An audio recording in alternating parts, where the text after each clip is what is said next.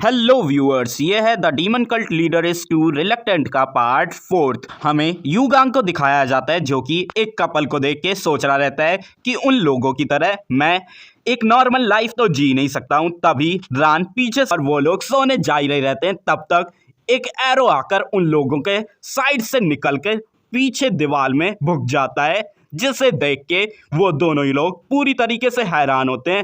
तभी यूगांग कुछ महसूस करता है। हमें दिखाया जाता है उसके पीछे पता नहीं कितने ही एरो आ रहे रहते हैं। तभी वो दोनों लोग जैसे तैसे उन एरोस को डॉज करते हैं। तभी रान यूगांग से पूछती है कि आखिरकार तुम किस तरीके के कमीने हो कि तुम्हारी वजह से वो लोग मुझ पे भी एरोस चला रहे हैं। तभी हमें पोचियोंग को दिखाया जाता है जो हड़बड़ाते हुए यूगांग के पास आता है और पूछता है क्या आप सही हैं। तभी हमें दिखाया जाता है जितने भी एरोस पोचियोंग के लगते हैं वो अपने आप ही टूट जा रहे होते हैं, जिसे देख के यूगांग भी हैरान होता है और वो कहता है मैं तो ठीक हूँ, तुम हमारे दुश्मनों को निपटाओ जाकर। पोचियोंग भी इस चीज को सुन के हाँ कहता है, पर तभी वो यूगांग के प्रेशर पॉइंट पे हिट करता है और वो यूगांग को लेकर खिड़की से बाहर निकलने लगता है। तो यूगांग चिल्लाते हुए कहता है कि मैंने तुम्हें एनिमीज को सबड्यू करने को कहा है, ना कि तुम मुझे सबड्यू करो। तो पोचियोंग उसे समझाते हुए कहता है कि मैं आपको ऐसी डेंजरस जगह पे छोड़ नहीं सकता। तो यूगांग कहता है क्या तुम ये कह रहे हो कि तुम मुझे ऐसी जगह पे नहीं छोड़ सकते, बल्कि मुझे सीधे एनिमीज की टेरिटरी के बीचों बीच जाकर छोड़ दोगे। हमें कमरे में रान को दिखाया जाता है जो कि चिल्लाती रह जाती है आखिरकार मेरे बारे में क्या। फिर सीन शिफ्ट होता है, हमें जंगल का सीन दिखाया जाता है जहां पर पोचियोंग लोगों को मारे पे मारे जा रहा रहता है। चाहे वो लोग कहीं से भी अटैक करें, पर पोचियोंग के हाथों से कोई भी नहीं बच पा रहा था। तभी दो लोग उससे भागना शुरू कर देते हैं और वो लोग आपस में ही बात कर रहे रहते हैं कि हमें उसे जितना ज्यादा से ज्यादा हो सके उस रूम से दूर रखना होगा ताकि हमारे लीडर पर। तभी वो कुछ आगे बोल पाता, वो नोटिस करता है कि पोचियोंग तो यंग मास्टर को अपने हाथ में ही पकड़ के उन्हें चेस कर रहा है, जिस चीज को देख के उसे पूरा ही सदमा लगता है। वो खुद भी इस चीज से हैरान रहता है कि आखिरकार यंग कल्ट लीडर यहाँ पर कर क्या रहे हैं, और तभी उसका भी किस्सा वहां पर खत्म हो जाता है।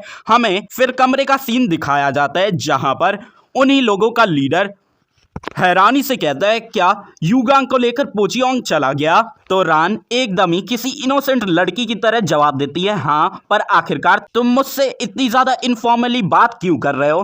तभी उनका लीडर सीरियस होते हुए कहता है इसका मतलब हम लोग एक और बार फेल हो गए, और वो अपने अंकल लाइटनिंग चाइल्ड की बातों को याद करता है, जिसकी बात को सुन के वो दोनों यिंग यांग डीमंस काफी ज्यादा ही घबरा जाते हैं और वो लोग वहां से भागने की कोशिश करते हैं। पर तभी उन लोगों का लीडर ही अपने हाथ में एनर्जी इकट्ठे करते हुआ कहता है कि अब भागने का कोई फायदा नहीं है, और वो उन दोनों लोगों को वहीं पर ही मार डालता है और अपने भी गले को पकड़ते हुए कहता है आखिरी में हमारे अंजाम सिर्फ मौत ही होने वाला है, और वो वहीं पर ही खुद को मार डालता है, जिसे देख के रान तो कुछ ज्यादा ही घबरा जाती है। यहाँ तक कि वो तो चेक भी करती है कि ये लोग मर भी गए या फिर नहीं, और जब उसे कंफर्म हो जाता है कि वो लोग मर चुके हैं, वो कहती है कि आखिरकार ये लोग कितने ही पागल थे, तो डीमन कल्ट में लाइफ की कोई भी वैल्यू है ही नहीं। तभी हमें दिखाया जाता है कि पोचियोंग यूगांग को लेकर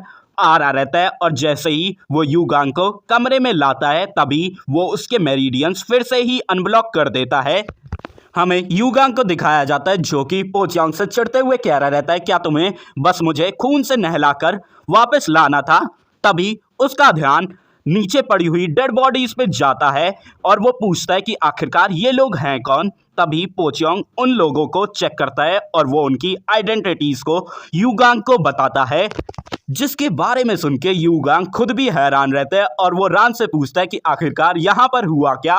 तो रान हड़बड़ाते हुए कहती है कि मैंने कुछ भी नहीं किया, वो जो उनका लीडर था उसने पहले उन दोनों लोगों को मारा और फिर खुद भी सुसाइड कमिट कर ली, ये कहते हुए कि हम लोग फेल हो चुके हैं। जिसकी बात को सुन के यूगांग को समझ आता है कि यहाँ पर हुआ क्या, और वो कहता है हाँ, अब ये चीज एक्सप्लेन कर रही है कि तुम अब भी जिंदा क्यों ही खड़ी हो। तभी रान फिर से ही चिल्लाना शुरू कर देती है और वो युगांग से कहती है कि आखिरकार तुम मुझे यहाँ पर अकेला कैसे ही छोड़ सकते हो, और ये लोग जैसे ही आए इन्होंने खुद को भी मार लिया, मुझे बिल्कुल भी टाइम दिया ही नहीं कोई सवाल पूछने का। फिर वो पोचियोंग के भी ऊपर चिल्लाती है कि तुम मेरी बात को सुन भी रहे हो या फिर नहीं, तुम मुझे यहाँ पर अकेले कैसे ही छोड़ सकते हो। तभी हमें पोचियोंग को दिखाया जाता है जो कि अपने पास से एक शीशी को निकाल के उन्हीं डेड बॉडीज पे उससे एक बूंद गिराता है, और जैसे ही वो बूंद उन डेड बॉडीज को टच करती है वो उन डेड बॉडीज का नामो निशानी मिट जाता है। पोचियोंग के इस काम को देख के रान अंदर ही अंदर इतनी ज्यादा घबरा जाती है कि वो उसकी बुराई करना छोड़ के उसकी और भी ज्यादा बड़ाई करना शुरू कर देती है। तभी पोचियोंग युगांग से कहता है कि मुझे लगता है कि हम लोगों को अब यहाँ से निकलना चाहिए। युगांग भी इस चीज को मान जाता है और तभी वो लोग वहां से चले जाते हैं, और हमें राइटर एक फनी सी लाइन दिखाता है कि युगांग एक फ्री रेंटी है, उसने इस जगह का भी रेंट नहीं दिया। तभी सीन शिफ्ट होता है और हमें कैरेज का सीन दिखाया जाता है जहां पर रान अपनी उल्टी गर्दन के साथ बैठी होती है और कहती है अब तो लगता है कि मुझे इस गर्दन की आदत हो गई है। पर वो चढ़ते हुए कैरेज को ही ठोकना शुरू कर देती है कि आखिरकार हम लोग कितने ही टाइम से इस कैरेज में बैठे हुए हैं, कम से कम हमें बाहर उतर के सांस लेने का तो मौका दो। और वो ऐसी चिल्लाती रहती है जिसकी बात को सुन के युगांग सोचता है कि ये हर बार तो चिल्लाती रहती है पर आज तो ये और भी ज़्यादा चिल्ला रही है। पर हालांकि इसकी बात सही है क्योंकि हम लोग लगातार 4 दिनों से इसी कैरेज में बैठे हुए हैं, और वो पोचियोंग से कहता है कि हमें आसपास के किसी नदी पे रुक जाना चाहिए ताकि हम लोग फ्रेश हो सकें। पर पोचियोंग तभी कहता है कि आपको इसे थोड़ी देर के लिए और सहना होगा, पर युगांग बिल्कुल भी इस चीज़ पे नहीं मानता और वो पोचियोंग से कहता है कि अभी के अभी कैरेज को किसी रिवर पे ले चलो। तभी अचानक से ही कैरेज रुक जाती है और बाहर से आवाज़ आती है कि अपनी आइडेंटिटी को कंफर्म करो, जिसे सुन के युगांग हैरान होता है और वो सोचता है कि आखिरकार बाहर हो क्या रहा है। और तभी वो बाहर निकल के देखता है, तभी वो देखता है कि बाहर 2 लोग खड़े हैं, जिनमें से एक इंसान माफ़ी मांगते हुए अपना इंट्रोडक्शन देते हुए बताता है कि मैं यहीं पास में ही एक मार्शल अकेडमी चलाता हूँ और हमारी कैरेज का पहिया टूट चुका है, तो क्या आप हमारी यंग लेडी की मदद कर सकते हैं। जिसकी बात को सुन के हमें पोचियोंग को दिखाया जाता है जिसने कि अपनी स्वॉर्ड के तो ऊपर अपना हाथ पहुंचा लिया रहता है। तभी युगांग कहता है कि हमें इनोसेंट को बिल्कुल भी हर्ट नहीं करना चाहिए, तो अपना हाथ अपनी स्वॉर्ड से दूर रखो और उनकी थोड़ी मदद कर दो।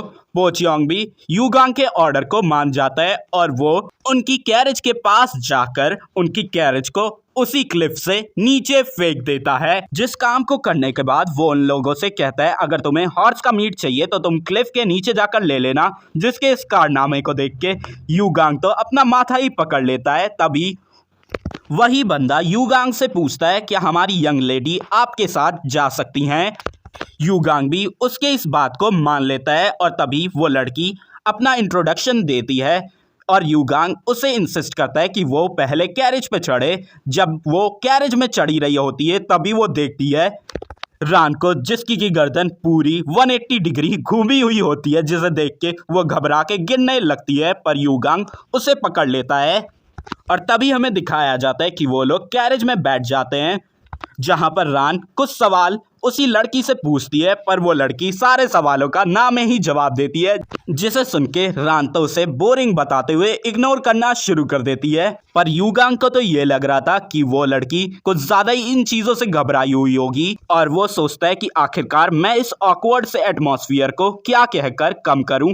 पर तभी वो लड़की टेलीपैथी से कहती है यंग कल्ट लीडर, जिसे सुन के युगांग को समझ आ जाता है कि ये लड़की एक असैसिन है जिसे कि उसकी ही कल्ट ने भेजा है।